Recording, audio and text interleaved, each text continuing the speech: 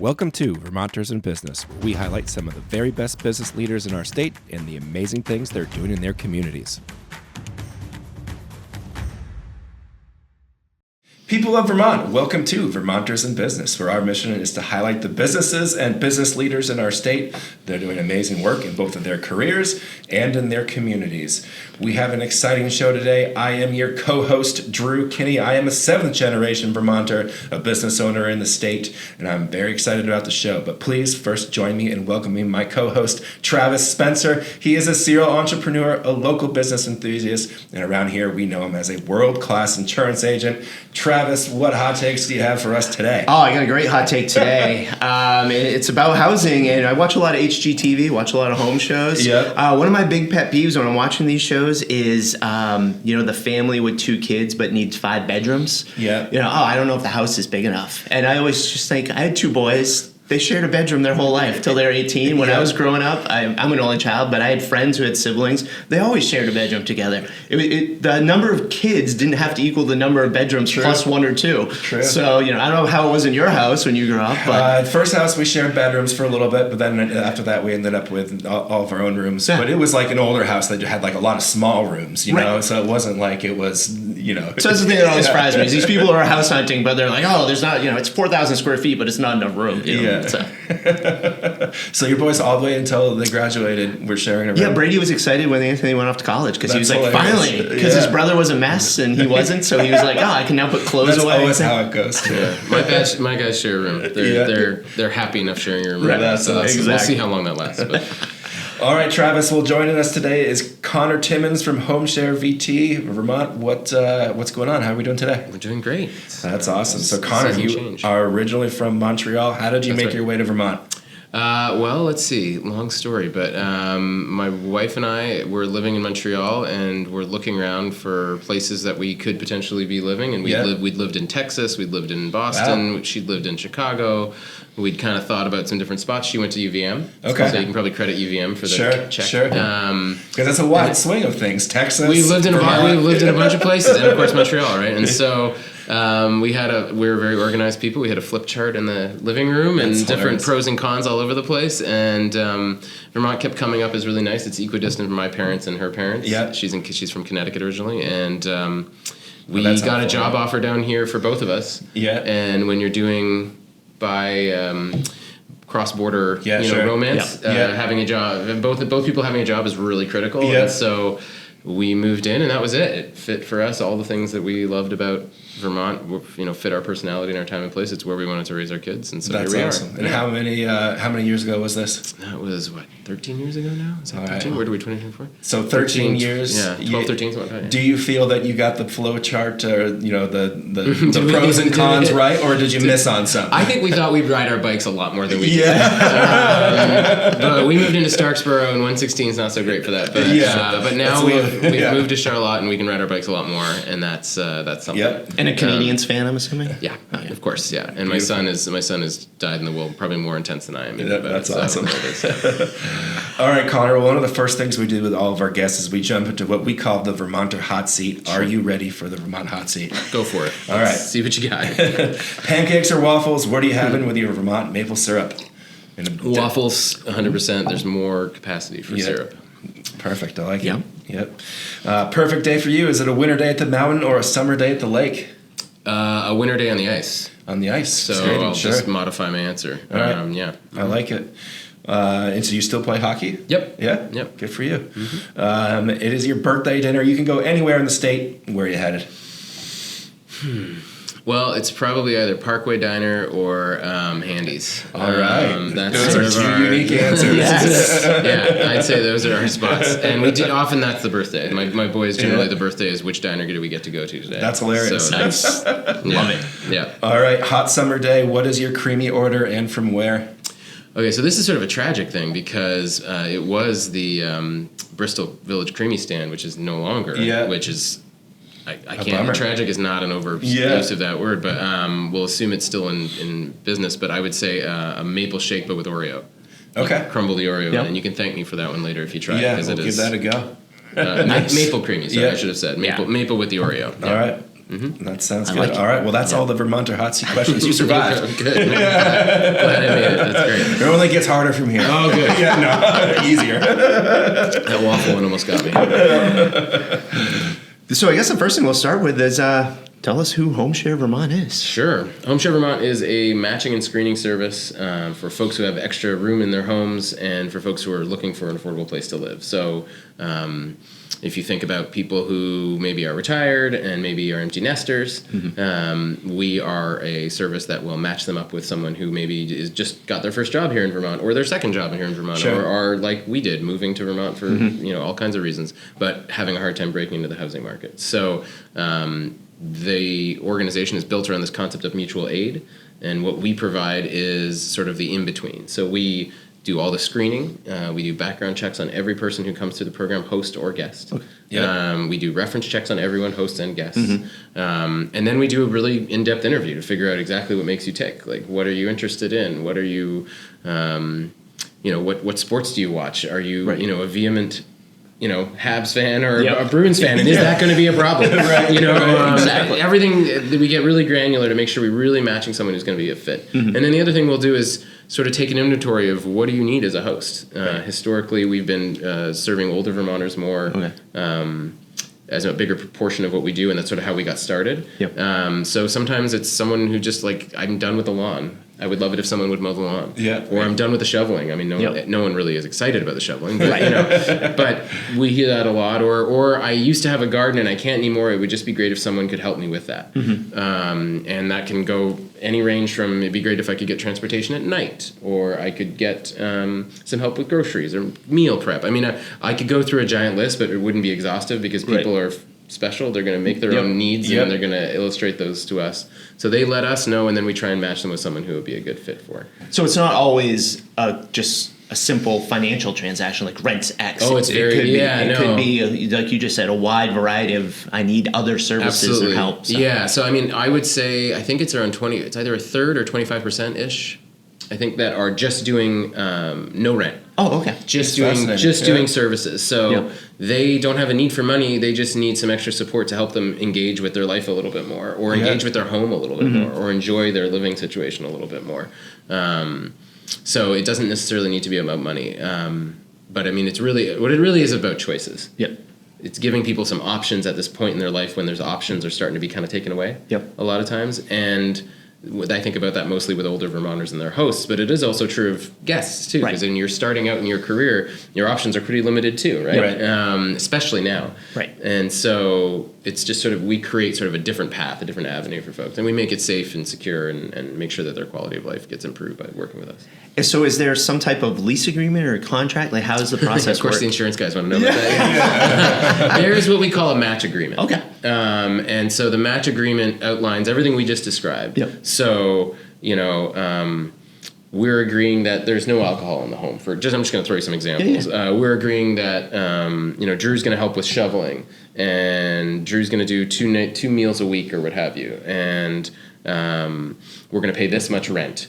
And we're, very detailed. It's like much more detailed than a lease, and it's really laid out in a very clear format. I mean, we've been doing this for 42 years.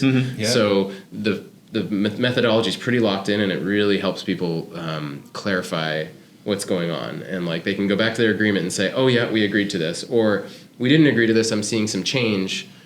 Can we modify this agreement? So if that happens, then we'll you guys are always the point of contact. Right. So it's not like, it's not like a retail situation where you come in, it's probably a little bit more like how your business works, where we get through the sort of thing you came to do. So in our case, that would be finding you a match, getting an agreement together, and then there's the follow-up. And so what we'll do is each match goes through a trial period, and during that 2-week trial period, our case managers are checking in quite a bit. And that 2-week trial period is very clearly not something where someone's giving up their lease to move in, because then everyone's in a lurch, right? And so, everyone has their off-ramp if it's not working out.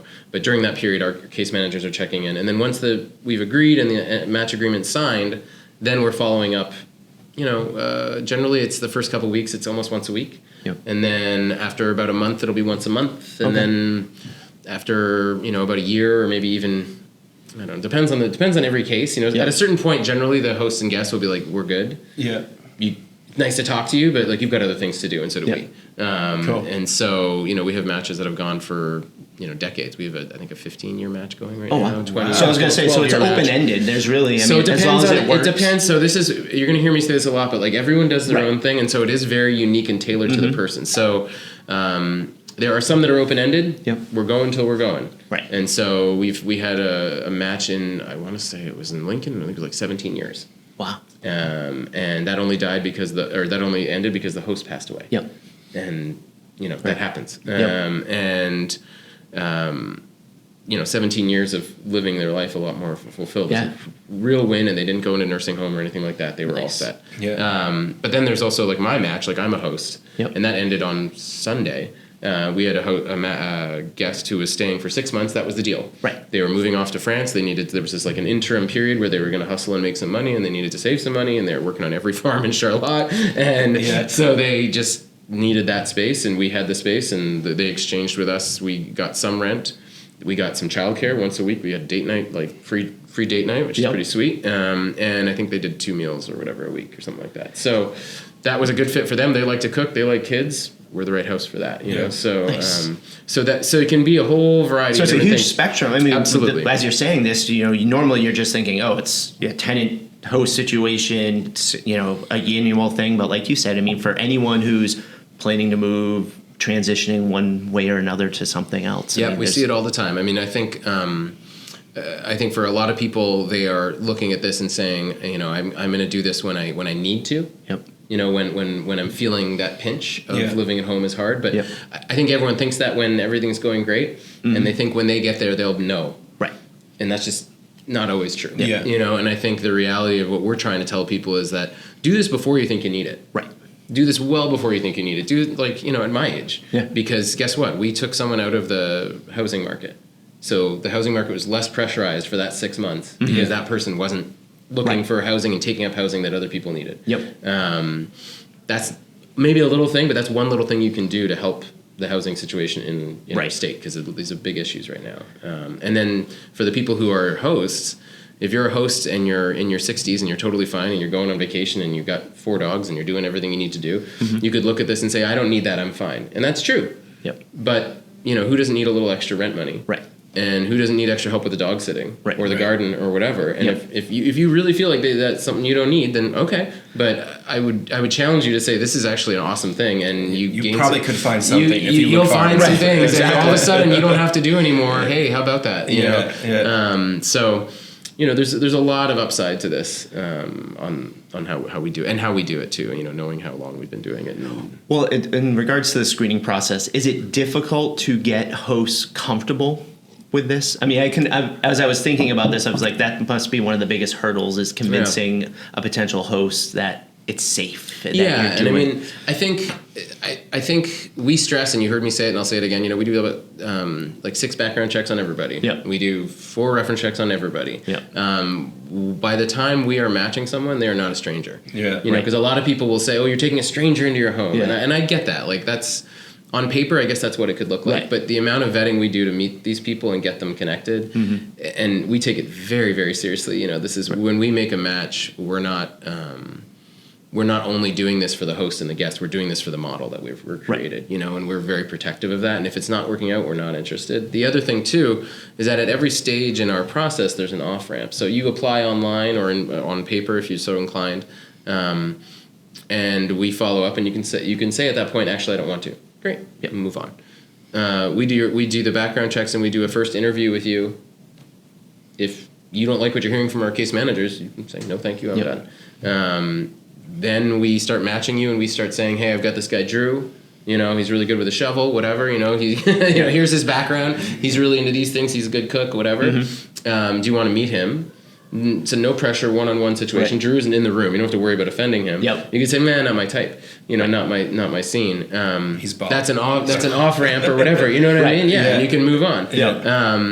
And that interpersonal connection is so much, I think, what we rely on. Our case managers are really matchmakers and like magicians, really, because there are algorithms that can do this, right? We have dating apps. That's Right. a thing. Exactly. Right? And there are algorithms that people are starting to try and do for home sharing. But I mean, I just confidently feel like that is not why people do it. Mm-hmm. They don't do it because there's a universe of people out there you could match with by a computer. Right. They do it because they trust the person sitting across from them, and they know that they have their best interest in mind, and they know that they know them because they spent an hour and a half talking about which team they like to follow. Yeah. You know, or whatever it is. And there's a fee, so the people that are entering this are serious. There's a fee when we match them. Right. Once Okay. they're matched, there's a fee and it's a sliding scale fee. Yep. But I mean, we know they're serious because we're referencing them and we're meeting with them. And Right. if we have serious people who are not serious, then that's probably not going to be matchable. Yeah. You know, that's So the for thing. people that come to you looking for homes to try to land in, Sure, I guess. What? I'm like, how do you? Say That's this? okay. Yeah, no. It takes a little while to get the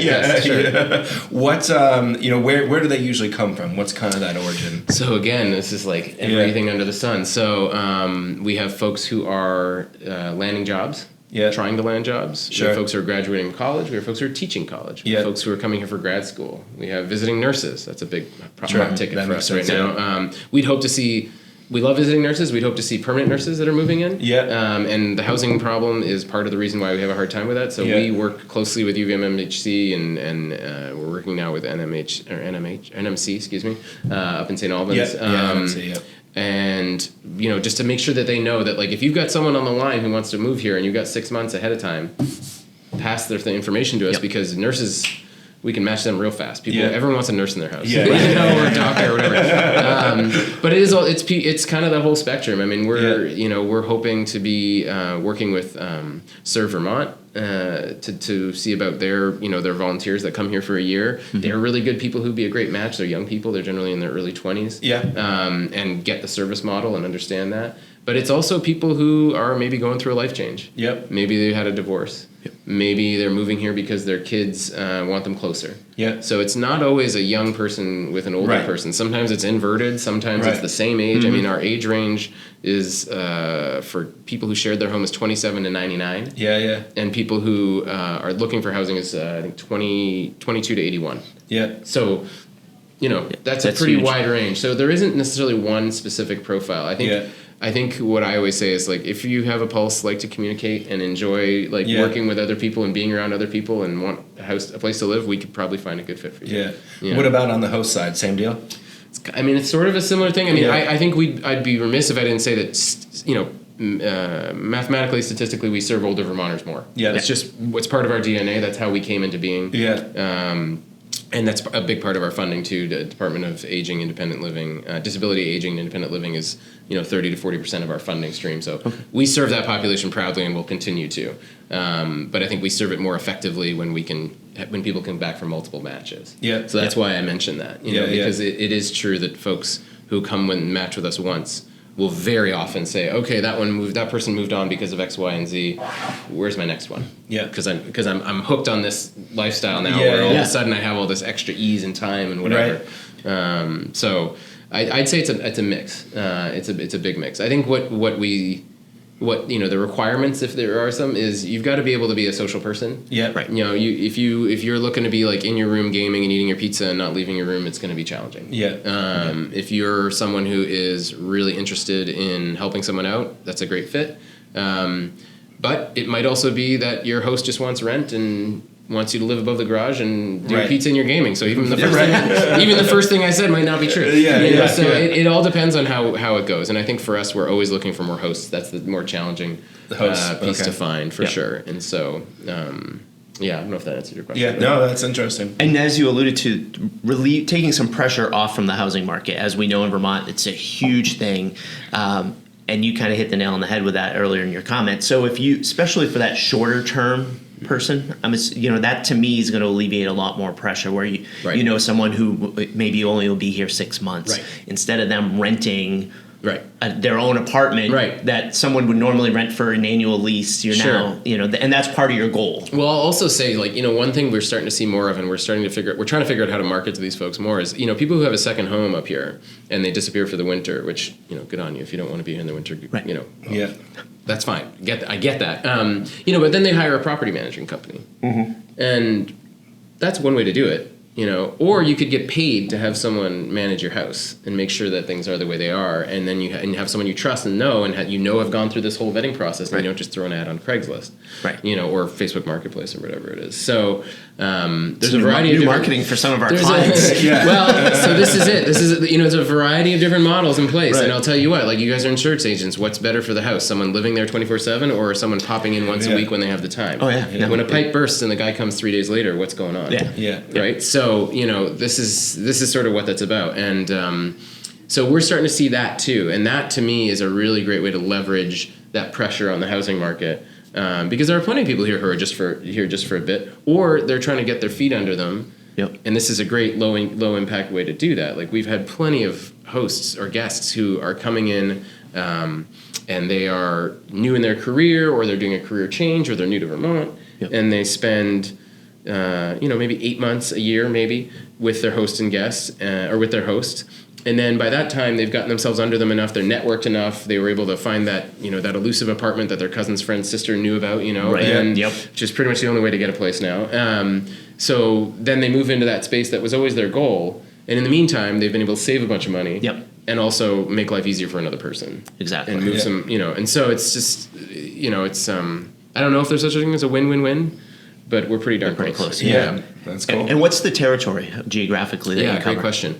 Currently, we are in 8 counties in Vermont. Okay. So we're in Grand Isle, we're in Franklin, Chittenden, Addison, Lamoille, Washington, Orange, and Windsor. Okay. Make sure I got them all. Yep.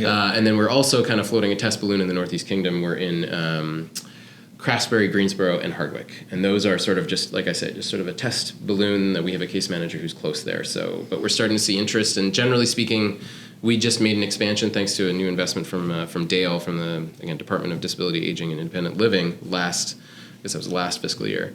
And that was our push into Windsor County and that Northeast Kingdom advance. And we're starting to see that really start to get busy. And as soon as you expand right across the fence, someone calls in. So what we're seeing in the Northeast Kingdom specifically is people are calling from just outside our service area. Yeah. And we're serving them as we can. Right. Yeah. It's really about capacity. This is not the kind of thing you want to do iffy. Right. We're very serious about everyone who calls. Everyone who calls gets the full treatment, as it were. And so I'm sort of protective of my case manager's time, and so we are hoping to expand statewide in the next couple of years. That's going to depend largely on our capacity and our ability to raise the funds necessary and things like that. But that's my job. So, well, that leads me to my next question: is what are some of the biggest challenges that you face as an organization?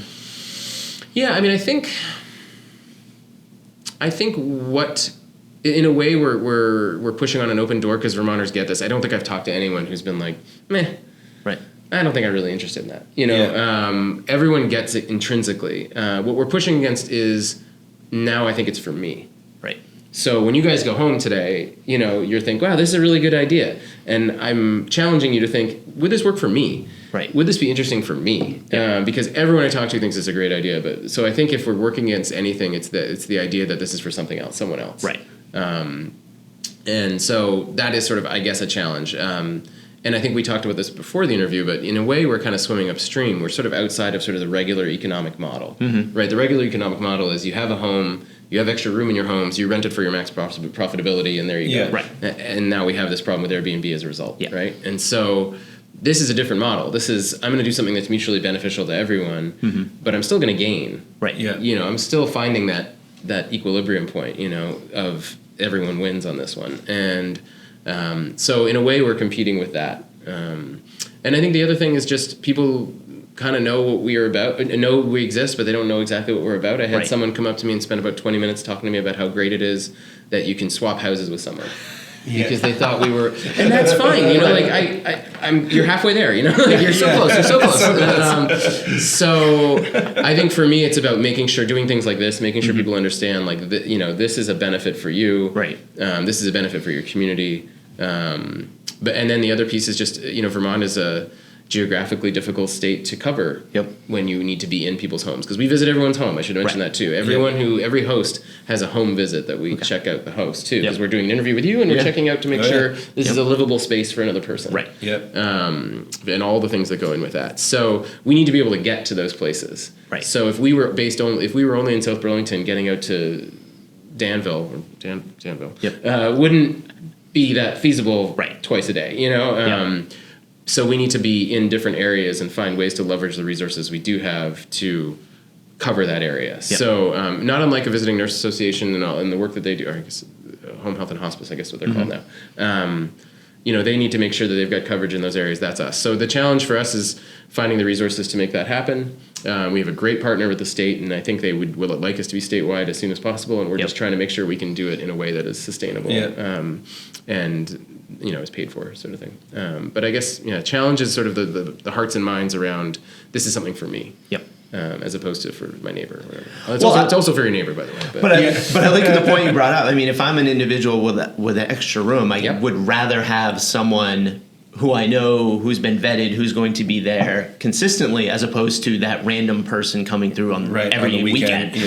So that to me just makes more sense. Right, and generally they're going to help you clean too. It basically comes down to what is your imagination of how this would work well for me. Yeah, I mean within reason. Of course, you got to get a match. You got to get a match. You got to get a match, and this is not a romantic dating service. It's a very important thing that I'm going to say right now. That's not what this is for. If that's what you're going for, there's other apps for that. There's other things. That's not what this is. And they're not a butler. They're not a butler. They're not. We don't do personal care. I should mention that quickly. Yeah. So we don't do any of that sort of thing. We're just doing chores around the house, socialization. We have hosts who are just wanting someone to be there just in case, right? And maybe play Scrabble once a week, or maybe go to the movies once a week, or go to the opera. We have one host who just really wants to be going to musical theater, and needs someone to go with because it's hard for them to drive in the winter. Fair enough. Yeah, that works. Not a bad deal, And we didn't touch on, but what's your role? I'm the executive director, so that means I do things like this. Yep. I manage our board of directors. We have a great board of directors. If anyone is interested in a position on a board of directors, it's a really great position. We got a couple spots open. And I manage the grants and fundraising and things like that. And then I just do staff sort of management supervision. I just like to say I try and get out of their way as much as possible and help them remove things from their path. Yep. They do great work. They know what they're doing. They don't need me mucking it up. But I try my best. How many folks on the team? We have a 7-person team, including myself. Awesome. Nice. So, it's a big group. I guess it's 8 if you include our case manager in Windsor, who is technically an employee of the senior center down there in Woodstock. Okay. So she's that's one of the models that we're working on right now is she is subcontracting with us for 15 hours or 20 hours a week. And she does her home share stuff for that amount of time, and then she works as their aging in place coordinator for the rest of the time. So that dovetails really nicely. Yep. She's a perfect fit for that. So that allows us. That's a great example of leveraging those resources to reach a bigger population. Yeah. So. And what type of fundraising do you guys do? We do a variety of things. I write a lot of grants. Okay. We have a raffle every year. I don't know, you may have heard it. It's our staycation vacation. I think this year it's going to be called Experience Vermont. So we raffle off a bunch of inn stays, really nice places, all the amazing inns you know about in Vermont. We'll raffle those off, ski tickets, things like that. And last year I think we brought in $30,000 for that. We'd like to bring in $35,000 this year. But I'd say 40% of our funding comes from the state of Vermont. Okay. And then a bunch of other private foundations and whatever grants I can. So the fees for your service are minimal. They don't keep the lights on. Yeah. They don't keep the lights on. Yeah, they're like I said, they're a sliding scale, and we'll waive them. So I would hate. It would be a nightmare for me for someone who needed the service to avoid it because they were worried about paying the $200 match fee or whatever it is. And so the match fee is based on your income too. Yep. So. If you're coming in, having some hard times, then don't let that be a barrier. Right. It's not what it's about for us. Yeah. Did you have any? No, I think this is a fascinating topic, and it's a super cool model. It's interesting, but I think one of the things that we kind of like to always ask folks is, obviously, it looks like you were started there in September of 23, so it hasn't been all that long. No, I'm pretty new. But in your last year, do you see something that you would like to have done differently, or is it maybe it's just the messaging of trying to get the word out more, to help spread the news about home share? Did differently. Normally, I would make you draw on the 42-year history. Right, exactly. I'm newish. Yeah. I don't even know the mistakes I've made yet. What I say is, I've been there long enough to be dangerous. Is sort of what I say. And so, I think I like to go fast. Yeah. And so the lesson I've learned over the past year is go at the speed that it needs to be at. Stay focused on that, but don't don't let that, tie your shoelaces before you get going. And so there's no real mistakes. We haven't like put our foot in it yet. Yeah. But I think that's something I'm learning as a leader, if that's what I am. Is be ambitious. But let's listen to the team and see what they're saying on that. And so far we've got total consensus on what we're doing and our next steps forward and all that. But I also know that there's been times where people have been like, you need to just take a breather and just slow down a little bit like you're new, and that's, if I wasn't enthusiastic, I probably wouldn't get far in my life. So, Exactly. I'll chalk that up to that. Right. Yeah. Yeah. There's this theory of minimal viable product, right? And so it's like, you want to you want to keep moving, so you don't want to wait till perfection, and so it takes forever, but also have to be viable. So it kind of makes sense. Yeah. I mean, it's the thing that gets me, is we have hosts calling us from all over the state. Yeah. And so when I hear that, it's really hard for me to say, I'm sorry, you're outside our service area. Brutal. I can't handle that for 5 years. Brutal, And so, in 5 years' time, have this interview again, and hopefully I won't have to do those calls as much. Perfect. And so nice. That's the other question I'd like to ask is, where are you guys headed? And it sounds statewide is the goal. Yeah. Statewide is the goal. I don't know how soon that'll happen. I don't want to make any promises right now. It's going to depend on a lot of, negotiations and work that I can do and us showing the data. I mean, we're a very data-centric organization. I was just going to ask you, is there a number in mind? Is there like not necessarily a goal, because obviously it evolves, but is there like this number of, this is how many hosts we want? Right. So, I mean, right now we're carrying, at the end of our last fiscal year, so July, we were carrying 275 hosts and guests sort of thing going on. That is a point-in-time count. Right. So in that year, it went up and down sort of thing. Yep. We made 73 matches, something like that, last year. Okay. My goal is 100 matches a year. Nice. Okay. But that's, at first I thought, we could do that, but we just happened to be in a growth phase, and everyone around me was sort of like, listen, that's a lot of matches. But that's my sort of internal goal that now I've just said publicly, I guess. But, Lock it in. goals don't need that, goals are things you aim for, not necessarily things you stomp over, right? Exactly. So, that's sort of my way I think about numbers. I mean, the other thing that I've always got my eye on is satisfaction rate. Yep. We always have a north of 90 satisfaction rate. I think we had 100% satisfaction this past year. 100% of people would recommend us to other people. Yeah. We look at how people are enjoying them. Do they feel less lonely? And then we do it every year. We do an outcomes report, and that comes through. And I think where I've got it here. That's why I always keep it with me. Yeah, 75% of people felt less lonely. 82% of people were able to enjoy their home more. Nice. Incredible. Those are the metrics that I'm excited about. If we made 7 matches, but that was the data, it's still a win for the year. Yeah. So. And I mean, it's so long as we're still hearing the stories of folks who are enjoying it and it works for them, and they're able to stay in their home longer than they thought, or they're avoiding getting in, or they're on that 2.5 year waiting list at the assisted living, and they need to figure out what to do for those 2.5 years, and we've made their life better doing that. That's a victory. Cool. Perfect. Nice. Awesome. Well, I don't have anything else. I think that's a great way to close it. That's a great way to end it. I agree. Great. Thanks, guys. So this has been another episode of Vermonters in Business. As always, if you know somebody that we should have on the show, feel free to send them out our way. We'd love to host them and run them through the Vermonter hot seat. Connor, we appreciate your time, man. Thank you very much. It's awesome. Thanks so much, guys. Appreciate it. That was great.